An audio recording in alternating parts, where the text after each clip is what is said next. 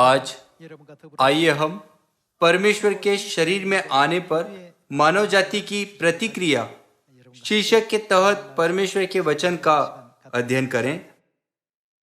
जब हम यह समाचार देते हैं कि परमेश्वर शरीर में पृथ्वी पर आए हैं, तो हम कभी कभी चिंतित हो सकते हैं कि लोग स्वयं से पूछेंगे, क्या यह एक अजीब चर्च नहीं है? लेकिन परमेश्वर ने हमारे लिए स्वतंत्र रूप से प्रचार करने का मार्ग पहले ही खोल दिया है, क्योंकि हम वही गवाही देते हैं जो बाइबल में है। कुछ ऐसे भी लोग होते हैं जिन्होंने भले ही अज्ञानता के कारण हमें रोका, लेकिन अंत में सच्चाई का एहसास करते हैं और तब से वे बड़े उत्साह के साथ अपने विश्वास को बनाए रखते हैं।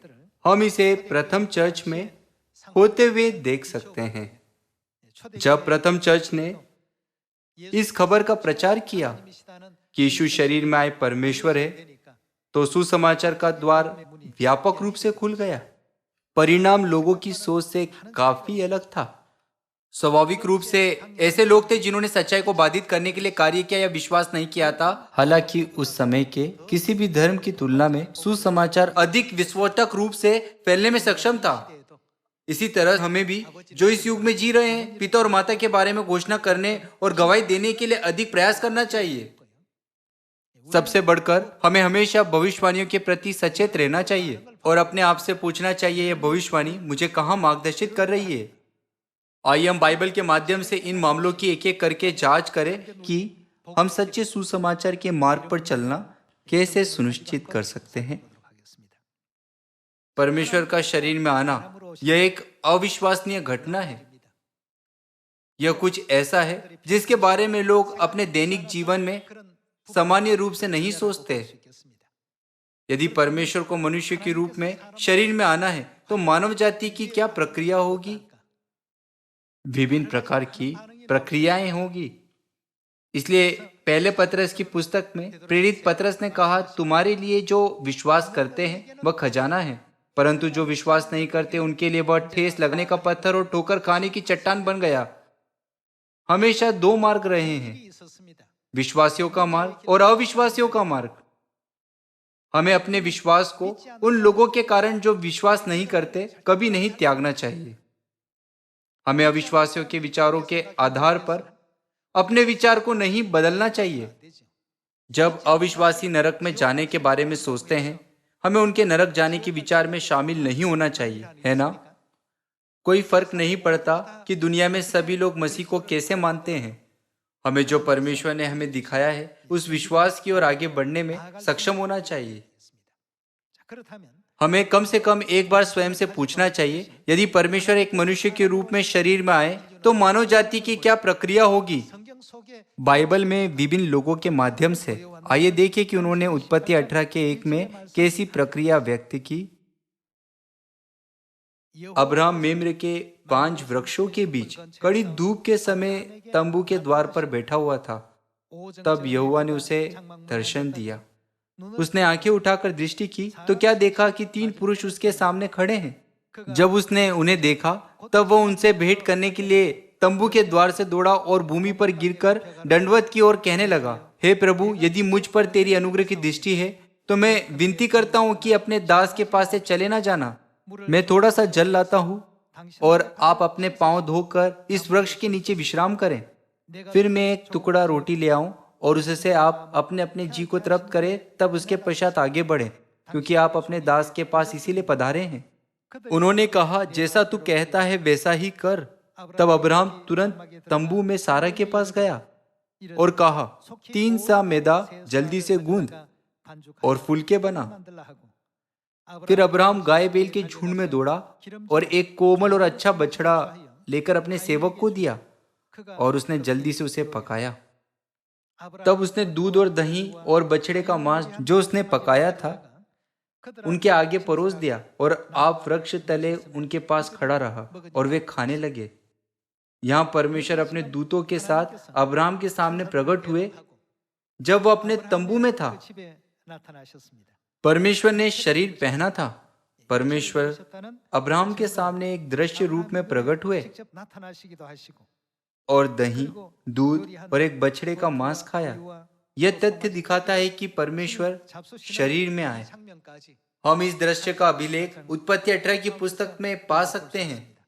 जब परमेश्वर शरीर में अब्राहम के सामने प्रकट हुए तो उसकी क्या प्रतिक्रिया थी? अब्राहम ने सच्चे दिल से परमेश्वर की सेवा की और उनका आदर किया। जब परमेश्वर मानव जाति के सामने मनुष्य के रूप में प्रकट होते हैं तो मानव जाति इस पर कैसी प्रतिक्रिया करेगी? यह वचन हमें दिखाता है कि जब अब्राहम ने परमेश्वर को अपने सामने शरीर में प्रकट होते हुए देखा तो उसने एक कैसी प्रतिक्रिया दिखाई। भले ही हम इस एक प्रक्रिया के उदाहरण को अब्राहम के माध्यम से देख सकते हैं, नए नियम में हम उसी घटना के विपरीत उदाहरण देख सकते हैं। आइए नए नियम में जाएं। आइए यूहन्ना अध्याय 10 वचन 30 पर एक नजर डालें। मैं और पिता एक है। यहूदियों ने उस पर पथराव करने को फिर पत्थर उठाए। इस पर यीशु ने उनसे कहा, मैंने तुम्हें अपने पिता की ओर से बहुत से भले काम दिखाए हैं, उनमें से किस काम के लिए तुम मुझ पर पथराव करते हो? यहूदियों ने उसको उत्तर दिया, भले काम के लिए हम तुझ पर पथराव नहीं करते, परंतु परमेश्वर की निंदा करने के कारण और इसलिए कि तू मनुष्य होकर अपने आप को परमेश्वर बनाता है। इस वचन में हम देख सकते हैं कि जब परमेश्वर मनुष्य के रूप में पृथ्वी पर आए, उन्होंने स्वयं घोषणा की कि मैं परमेश्वर हूँ। यह परमेश्वर ही थे जिन्होंने यह घोषणा की थी। फिर भी लोगों का एक समूह था जिसने उन्हें पथराव करने के लिए पत्थर उठाए। अब्राहम जैसे लोग थे जिन्होंने शरीर में आए परमेश्वर को ग्रहण किया था, जबकि यहूदियों जैसे लोग भी थे जिन्होंने उनका विरोध किया और उन्हें पथराव करने की कोशिश की। परमेश्वर शरीर में पृथ्वी पर आए। सचमुच यह एक अविश्वसनीय घटना है। आइए यूहन्ना 1 पर जाएं। आइए हम यूहन्ना अध्याय 1 में परमेश्वर के वचनों को देखें। आदि में वचन था और वचन परमेश्वर के साथ था और वचन परमेश्वर था। वचन जो आदि में था, परमेश्वर जिन्होंने कहा उजियाला हो, परमेश्वर जिन्होंने उजियाले को अंधियारे से अलग किया, परमेश्वर ने आकाश के नीचे के जल को ऊपर के जल से अलग किया। उन परमेश्वर के बारे में जिन्होंने यह सब किया, प्रेरित यूहन्ना ने यूहन्ना 1 में इस प्रकार लिखा। उसने आयत 14 में समझाया कि वही परमेश्वर शरीर में पृथ्वी पर आएंगे। यूहन्ना अध्याय 1 के 1 में वचन था, वह वचन क्या बन जाता है और वचन देहधारी हुआ और अनुग्रह और सच्चाई से परिपूर्ण होकर हमारे बीच में डेरा किया और हमने उसकी ऐसी महिमा देखी जैसे पिता के एक लौते की महिमा। यहूदियों का एक समूह था जिसने यीशु पर इस तथ्य की वजह से पथराव करने की कोशिश की थी क्योंकि वह शरीर में आए परमेश्वर है। फिर भी यूहन्ना जैसे लोग भी थे जो यह विश्वास करते थे कि परमेश्वर जो आदि में थे शरीर में होकर पृथ्वी पर आए हैं और हमारे साथ निवास कर रहे हैं।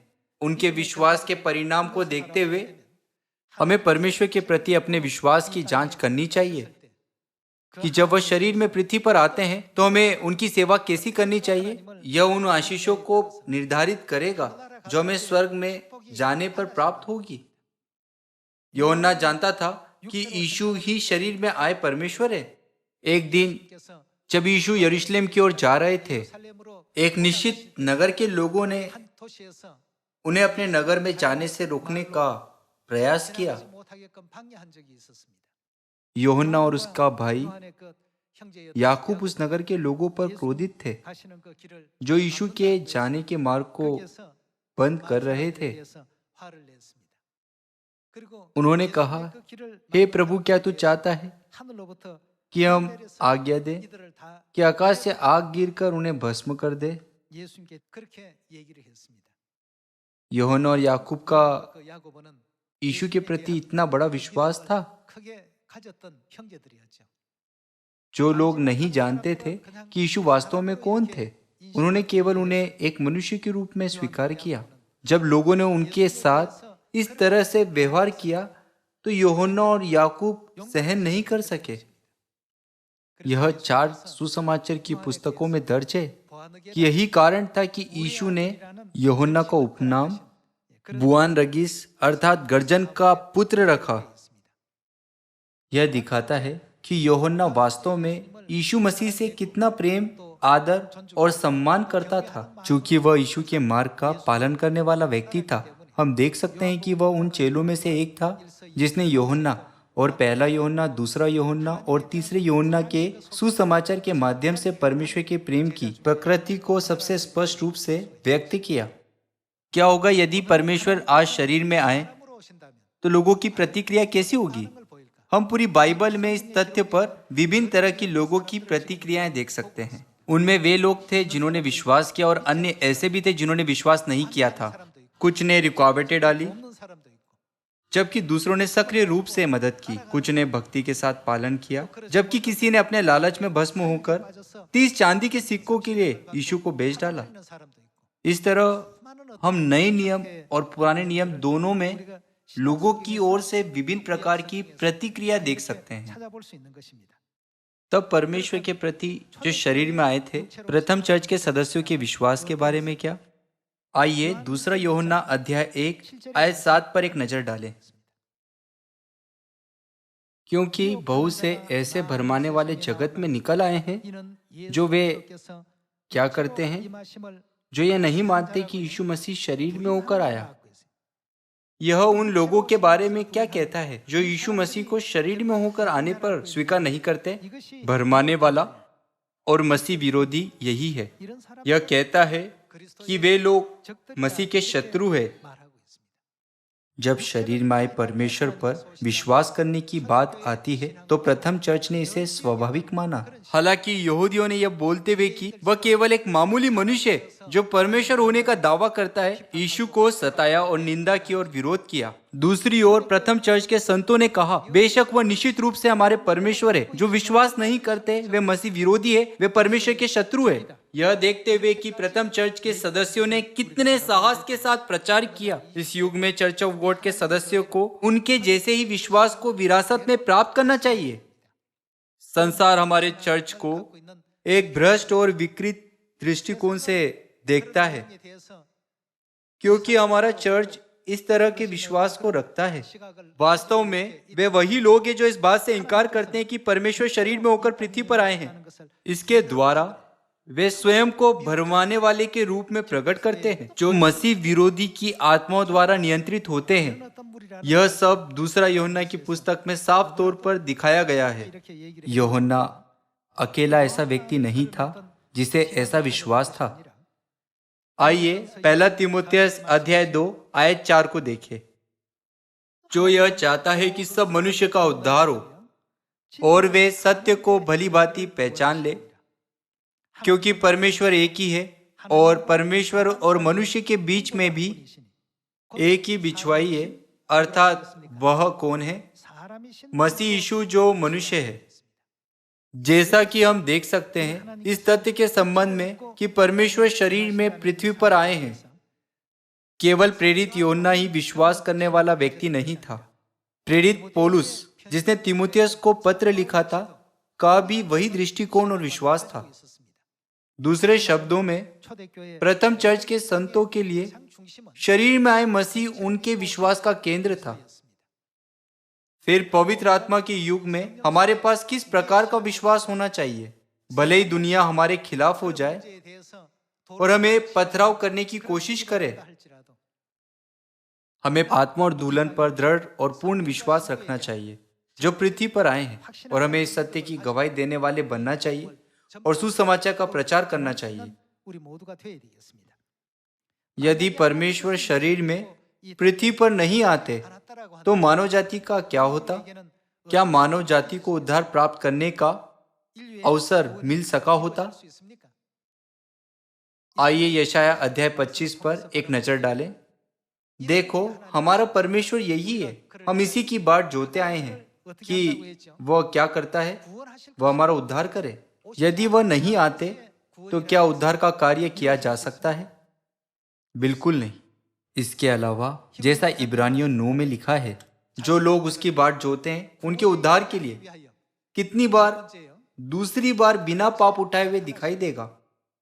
तब यदि वह दूसरी बार नहीं आते तो क्या वह सत्य जो उद्धार की ओर ले जाता है हमारे पास लाया जा सकता है?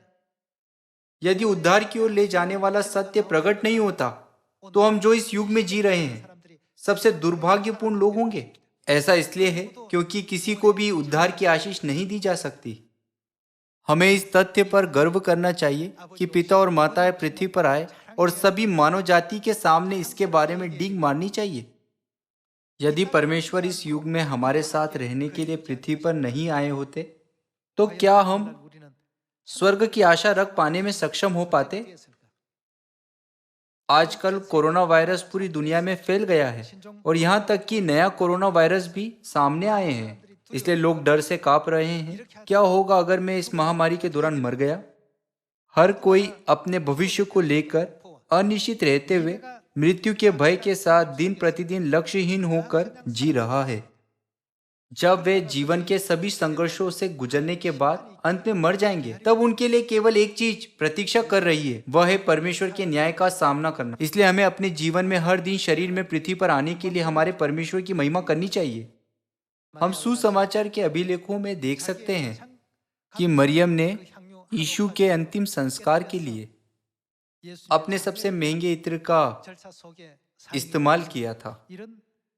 ऐसे लोग थे जिन्होंने शरीर में आए परमेश्वर का सम्मान किया, और फरीसियों और सदूकियों जैसे दुष्ट लोग के समूह भी थे जो यह साजिश रचने के लिए एकत्रित होते थे कि वे कैसे यीशु को बदनाम कर सकते हैं और अंत में उसे मार सकते हैं। ये लोग मनुष्य के रूप में पृथ्वी पर रहते हुए उन सभी बुराइयों को फिर से दोहरा रहे हैं जो उन्होंने स्वर्ग में किए थे। आज हम परमेश्वर के शरीर में आने पर मानव जाति की प्रतिक्रिया उद्देश्य का अध्ययन कर रहे हैं। आज के उद्देश्य के द्वारा हमें प्रतिदिन स्वयं से यह पूछना चाहिए, हमें पृथ्वी पर आए पिता परमेश्वर और माता परमेश्वर का आदर और सम्मान कैसे करना चाहिए। पृथ्वी पर रहते हुए बाइबल का अच्छी तरह से प्रचार करने और सिखाने की क्षमता होना अच्छा है, लेकिन हमें यह कभी नहीं भूलना चाहिए कि हम जो कुछ भी करते हैं उसका मूल्य इस प्रश्न से उत्पन्न होना चाहिए, मैं परमेश्वर का आदर और सम्मान कैसे कर सकता हूँ? क्या हम सब सुसमाचार के कार्य में भाग इसलिए नहीं ले रहे हैं क्योंकि हम परमेश्वर के वचन का पालन करना चाहते हैं? आज हम परमेश्वर के शरीर में पृथ्वी पर आने के मामलों पर विचार कर रहे हैं। जब हम स्वर्ग में वापस लौटते हैं तो क्या हमारे विश्वास का स्तर यह कहने के लिए पर्याप्त होगा कि पिता और माता, आपने हमें अपने बारे में पूरी समझ दी है, इसलिए हमने अब्राहम के समान पूरे मन से आपकी सेवा की? क्या हम स्वर्गदूतों के सामने अपने विश्वास के बारे में डींग मारने में सक्षम हो पाएंगे? जब मैं इस दृश्य के बारे में सोच रहा था, मुझे एहसास हुआ कि भले ही मानव जाति परमेश्वर को नहीं जानती और परमेश्वर के साथ अभद्र व्यवहार करती है, हमें वैसे ही प्रतिक्रिया नहीं करनी चाहिए जैसा वे करते हैं। परमेश्वर ने कहा कि वह अपने लोगों को पृथ्वी पर से ले लेंगे और उन्हें एक नई सृष्टि बनाएंगे, जैसे कि मरियम और पतरस और अब्राहम के बारे में, जो परमेश्वर को ठीक से जानते थे और परमेश्वर की सेवा और सम्मान करना जानते थे। क्या परमेश्वर ने उन्हें जाति जो सृजी जाएगी नहीं कहा था? आइए एक नजर डालते हैं। आइए हम भजन संहिता अध्याय 102 आयत 12 देखें। परंतु हे यहोवा, तू सदैव विराजमान रहेगा और जिस नाम से तेरा स्मरण होता है वह पीढ़ी से पीढ़ी तक बना रहेगा। तू उठकर सियोन पर दया करेगा, क्योंकि उस पर अनुग्रह करने का ठहराया हुआ समय आ पहुंचा है। क्योंकि तेरे दास उसके पत्थरों को चाहते हैं और उसकी धूल पर तरस खाते हैं। इसलिए जाति जाति यहोवा के नाम का भय मानेगी और पृथ्वी के सब राजा तेरे प्रताप से डरेंगे। पृथ्वी के सब राजा परमेश्वर का भय मानेंगे। ऐसा क्षण भी अवश्य आएगा। आइए आयत 16 के वचनों को देखें। क्योंकि यहोवा ने सियोन को फिर बसाया है और वह अपनी महिमा के साथ दिखाई देता है। वह लाचार की प्रार्थना की ओर मुंह करता है और उनकी प्रार्थना को तुच्छ नहीं जानता। यह बात आने वाली पीढ़ी के लिए लिखी जाएगी और एक जाति जो सृजी जाएगी वही यहोवा की स्तुति करेगी। वह जाति जो सृजी जाएगी कहां से आएगी? वह सब सियोन से आएगी। जब यहोवा सियोन का पूर्ण निर्माण करते हैं और अपनी महिमा में दिखाई देते हैं, तो एक जाति जो सृजी जाएगी वही यहोवा की स्तुति करेगी। आयत 19, क्योंकि यहोवा ने अपने ऊंचे और पवित्र स्थान से दृष्टि करके स्वर्ग से पृथ्वी की ओर देखा है, ताकि बंदियों का कहराना सुने और घात होने वालों के बंधन खोले, और सियोन में यहोवा के नाम का वर्णन किया जाए और यरूशलेम में उसकी स्तुति की जाए। यह उस समय होगा जब देश देश और राज्य राज्य के लोग यहोवा की उपासना करने को इकट्ठा होंगे। जब परमेश्वर की महिमा पूरी तरह से प्रकट की जाती है तो संसार के सभी लोग परमेश्वर का विरोध करने या परमेश्वर की महिमा की निंदा करने का साहस नहीं करेंगे। जब परमेश्वर पृथ्वी पर मनुष्य रूप में आते हैं तो हमें उन्हें परमेश्वर के रूप में ग्रहण करने में सक्षम होना चाहिए, जैसे अब्राहम और प्रेरित यूहन्ना ने किया था। हमें इस तथ्य पर पूर्ण और दृढ़ विश्वास के साथ सुसमाचार का प्रचार करना चाहिए, नहीं तो हम यह समझने में असमर्थ होंगे कि हमारे उद्धार के लिए क्या आवश्यक है, और ना ही मसीह को ग्रहण करेंगे जो सभी रहस्यों के रहस्य के रूप में आए थे। जो लोग परमेश्वर को स्वीकार नहीं करते, जो शरीर में आए हैं, वे मसीह विरोधी और भरमाने वाली आत्मा हैं। इसलिए चाहे वे विश्वास नहीं करते, हमें उनके धोखे से घसीटे जाने की कोई आवश्यकता नहीं है, क्योंकि हम सत्य के गवाह हैं और सुसमाचार को जानते हैं। हमें दुनिया को वह बताना चाहिए जो हम जानते हैं। पवित्र आत्मा के युग में हमें उन गवाहों का मिशन दिया गया है जो इस युग में प्रकट हुए पिता परमेश्वर और माता परमेश्वर के बारे में गवाही देते हैं। पिता के युग के गवाहों ने यहोवा परमेश्वर के बारे में गवाही दी, और क्या पुत्र के युग के गवाह यीशु मसीह के बारे में गवाही नहीं देते थे? जब तक यीशु मसीह को सभी लोग जान नहीं गए थे, तब तक उन्होंने कितना कष्ट सहा। इस युग में भी ऐसा ही है। जैसे कि हम कोरोना वायरस के कारण विभिन्न स्थितियों का सामना कर रहे हैं, हमें पिता और माता के बारे में सत्य को और अधिक परिश्रम और बड़े जोश के साथ पहुंचाना चाहिए। एक बार जब हम प्रचार करते हैं और वचन को बोते हैं तो परमेश्वर वहां से मार्ग खोलेंगे। यही कारण है कि प्रेरित यूहन्ना और पौलुस ने निडरता से गवाही दी कि यीशु ही मसीह है। पतरस ने भी निडरता से गवाही देते हुए कहा, तू जीवते परमेश्वर का पुत्र मसीह है। इस तरह हम पूरे नए नियम में ऐसे कई अभिलेख पा सकते हैं। और प्रेरितों के काम की पुस्तक में लिखा है, वे प्रतिदिन सुसमाचार सुनाने से कि यीशु ही मसीह है ना रुके। हमारे सिखाने के लिए कोई अन्य चीज नहीं है। यीशु ही मसीह है, वह वही मसीह है जिनकी हम बाट जो रहे थे। जब इस तरह सुसमाचार का प्रचार किया गया तो लोगों की अलग प्रतिक्रिया थी। क्या मसीह वास्तव में पृथ्वी पर आए थे? हम उनसे मिले हैं जिनका हम इंतजार कर रहे हैं। निश्चित ही वह मसीहा है, वह दूसरी बार आए मसीह है। कुछ इसे स्वीकार करते हैं, लेकिन यहूदियों और फरीसियों जैसे लोग भी हैं जो हमारा उपवास करते हैं और हमारा मजाक उड़ाते और चिल्लाते हैं, एक मामूली मनुष्य कैसे परमेश्वर हो सकता है? क्या कोई कारण नहीं है? बाइबल ने इसका कारण क्या कहा था? आइए हम यशाया 8 पर जाएं। यशाया अध्याय 8 आयत 13। सेनाओं के यहोवा ही को पवित्र जानना, उसी का डर मानना और उसी का भय रखना, और वह शरण स्थान होगा। परंतु इज़राइल के दोनों घरानों के लिए ठोकर का पत्थर और ठेस की चट्टान, और यरूशलेम के निवासियों के लिए फंदा और जाल होगा, और बहुत से लोग ठोकर खाएंगे। वे गिरेंगे और चकनाचूर होंगे, वे फंदे में फंसेंगे और पकड़े जाएंगे। बाइबल और भविष्यवक्ताओं ने पहले ही से भविष्य को देखा। वे अच्छी तरह से जानते थे कि क्या होगा यदि यह घोषणा कर दी जाए कि परमेश्वर शरीर में पृथ्वी पर आए हैं। लेकिन पूरी मानव जाति के बीच लोग जो सही ढंग से पहचानते हैं परमेश्वर के पास आते हैं और विश्वास करते हैं, वे परमेश्वर की संतान के रूप में बुलाए जाते हैं। परमेश्वर उनसे कहते हैं, तुम ही वह लोग हो जो सृजे जाएंगे और वह लोग हो जो सियोन में रहने के योग्य है। बाइबल कहती है कि मसीह एक ऐसा पत्थर है जो मनुष्य को ठोकर खिलाता है और वह चट्टान है जो उन्हें गिरा देती है। ये उनके लिए दिए गए वचन है जिन्हें बचाया नहीं जा सकता। जो बचाए जाएंगे उनके लिए वह सभी खजानों का खजाना है। आइए पहला पत्रस 2 को खोले। पहला पत्रस अध्याय 2 आयत 1। इसलिए सब प्रकार का बैरभाव और छल और कपट और ढा और निंदा को दूर करके नए जन्मे हुए बच्चों के समान निर्मल आत्मिक दूध की लालसा करो, ताकि उसके द्वारा उद्धार पाने के लिए बढ़ते जाओ, क्योंकि तुमने प्रभु की कृपा का स्वाद चख लिया है। उसके पास आकर जिसे मनुष्य ने तो निकम्मा ठहराया, परंतु परमेश्वर के निकट चुना हुआ और बहुमूल्य जीवता पत्थर है। तुम भी आप जीवते पत्थरों के समान आत्मिक घर बनते जाओ, जिससे याजकों का पवित्र समाज बनकर ऐसी आत्मिक बलिदान चढ़ाओ जो यीशु मसीह के द्वारा परमेश्वर को ग्राह्य है। इस कारण पवित्र शास्त्र में भी आया है, देखो मैं सिय्योन में कोने के सिरे का चुना हुआ और बहुमूल्य पत्थर धरता हूँ, और जो कोई उस पर विश्वास करेगा वह किसी रीति से लज्जित नहीं होगा।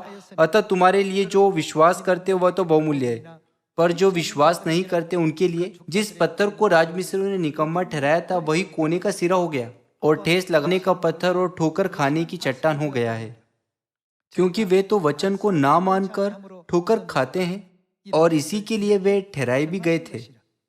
पर तुम एक चुना हुआ वंश और राज्यपदधारी याजकों का समाज और पवित्र लोग और परमेश्वर की निज प्रजा हो, इसलिए कि जिसने तुम्हें अंधकार में से अपनी अद्भुत ज्योति में बुलाया है, उसके गुण प्रकट करो। परमेश्वर के लोग होने से पहले हम सिर्फ अन्य जाति थे, लेकिन अब हमें परमेश्वर पर सही विश्वास है जो शरीर में पृथ्वी पर आए हैं। हम उद्धार के पवित्र कार्य में भाग लेने में सक्षम हैं, जिसका नेतृत्व परमेश्वर कर रहे हैं। सभी लोगों, जब शरीर में आए परमेश्वर की बात आती है तो सामान्य लोग उन्हें ग्रहण नहीं कर सकते। मत्ती 13 में परमेश्वर ने कहा, परमेश्वर ने तुम्हें आंखें दी कि तुम देखो और कान दिए कि तुम सुनो और मन दिया है कि तुम उसे ग्रहण करो। यदि हमें देखने के लिए आंखें और सुनने के लिए कान और उन्हें जानने के लिए मन दिया जाए, तो हमें यह जानना चाहिए कि हम इस पृथ्वी पर रहते हुए परमेश्वर का सही तरीके से सम्मान कैसे करें। इसके अलावा हमें यह भी पता होना चाहिए कि स्वर्ग में प्रवेश करने के बाद भी हम परमेश्वर का सम्मान कैसे करते रहें। बेशक यह अच्छा है कि हम बाइबल का अध्ययन करें, कई आयतों को जानें और अच्छी तरह सिखाए भी, लेकिन यहूदी और फरीसी बाइबल के विशेषज्ञ थे। फिर भी उन्होंने यीशु का सम्मान नहीं किया और ना ही उनका उचित आदर दिया। आखिरकार उन्होंने यीशु को क्रूस पर चढ़ाने के लिए भीड़ को उकसाया, है ना? बाइबल के बारे में अकादमिक समझ के संदर्भ में फरीसियों, सदूकियों और यहूदियों के पास यीशु के चेलों की तुलना में उच्च स्तर का ज्ञान था। क्या यह उन लोगों का पेशा नहीं था कि वे बाइबल की प्रतिलिपियों का प्रतिलेखन और उत्पादन करें? तो भी उन्होंने उस परमेश्वर को जो उनके पास आए अस्वीकार किया। परमेश्वर के शरीर में आने के प्रति उनकी प्रतिक्रिया ने उन्हें मसीह को एक पत्थर के रूप में ग्रहण करने के लिए प्रेरित किया, जिससे वे ठोकर खाकर गिर पड़े। इस युग में यह आत्मा और दुल्हन है जो सुसमाचार की अगुवाई कर रहे हैं। सबसे बढ़कर यदि हम सिय्योन की संतान और परमेश्वर के लोग जो सृजे जाएंगे बनना चाहते हैं, तो हमें सबसे पहले शरीर में आए परमेश्वर को महसूस करना चाहिए। हमें यूहन्ना के समान परमेश्वर को संजोना, सम्मान करना चाहिए और अब्राहम और मरियम के समान उनका आदर करना चाहिए। हमें कृतज्ञता के साथ परमेश्वर का पालन करना चाहिए जहां भी वे हमें ले जाते हैं, यह आशा करते हुए कि हर कोई स्वर्ग में प्रवेश करने से अयोग्य हुए बिना अंत तक धीरज धरेगा। मैं आज के उपदेश को समाप्त करना चाहूँगा। आपका बहुत बहुत धन्यवाद।